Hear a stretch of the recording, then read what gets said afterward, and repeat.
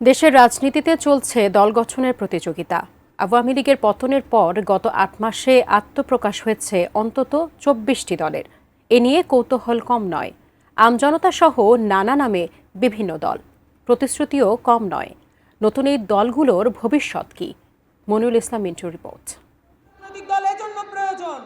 নতুন দলগুলোর মধ্যে সবচেয়ে বেশি আলোচনায় গণ অভ্যুত্থানের নেতৃত্বদানকারী ছাত্র নেতাদের গড়া জাতীয় নাগরিক পার্টি এনসিপি। উপদেষ্টার পদ ছেড়ে দলের হাল ধরেছেন নাহিদ ইসলাম। এ দলের অন্য নেতারাও তারই সারথি। ৫ আগস্ট আওয়ামী লীগের পতনের পর থেকে আত্মপ্রকাশ করেছে কয়েকটি রাজনৈতিক দল। আম জনতা পার্টি, জনপ্রিয় পার্টি, জাগ্রত পার্টি, দেশ জনতা পার্টি সহ বেশ কয়েকটি দলের নাম সামাজিক যোগাযোগ মাধ্যমে আলোচনার জন্ম দিয়েছে।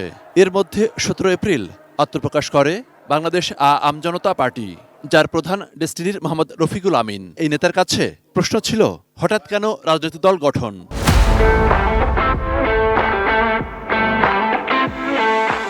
রাজনীতি করলে কি হতো?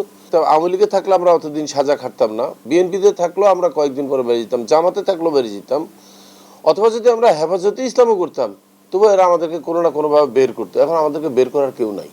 গত শুক্রবার চিত্রনায়ক ইলিয়াস কাঞ্চন ও সাংবাদিক নেতা শওকত মাহমুদের নেতৃত্বে জনতা পার্টির বাংলাদেশের আত্মপ্রকাশ নিয়ে আলোচনাও কম নয়। আমি কাজ করতে চাই।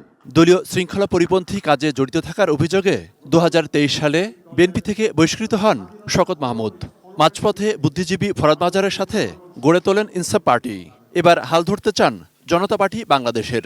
তার কাছে প্রশ্ন ছিল, নতুন দলের মাধ্যমে কি করতে চান?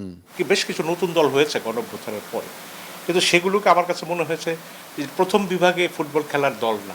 তারা গাঁটবন্ধনের জন্য কোন বড় দলের সঙ্গে গাঁটবন্ধন করবে এটাকে মাথায় সামনে রেখে তারা ইয়ে করছে। আপনারা কি তাহলে এই টিম দাবি করবেন? না, আমরা এই টিম হিসেবে আমরা রাজনীতির মাঠে থাকতে চাই।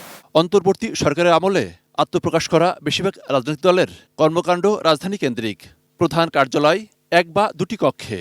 এ দলগুলোর নেতাদের বেশিরভাগই ডান, বাম কিংবা ইসলামীপন্থী। অবশ্য সব রাজনৈতিক দলই দেশ, সমাজ আর রাজনীতির পরিবর্তনের পাশাপাশি নতুন ধারা সৃষ্টির কথা বলছেন। এবং এই স্বপ্নগুলি একসময় যখন আমি দেখতে পাবো যে আরও ৯ জন আমার পাশে একই স্বপ্ন দেখছেন, তখন আমরা একটা প্রক্রিয়ার মধ্যে দিয়ে হয়তো একত্র হয়ে যাব। তবে সাধারণ মানুষ কতটা আস্থায় নিচ্ছেন নতুন নেতাদের কথা? লং রেসে তারা টিকে থাকতে পারবে কিনা সেটা নিয়ে আমার আসলে একটা প্রশ্ন রয়েছে। আমার মনে হয় এটা সবারই আছে। এখন মানুষ বেনিফিট চায়, বিনিময় চায়, স্বার্থ। সবাই ভালোর জন্য করে, লাস্টে তো সবাই লাভ করুক। Monirul Islam Mintu, ETN news, Dhaka.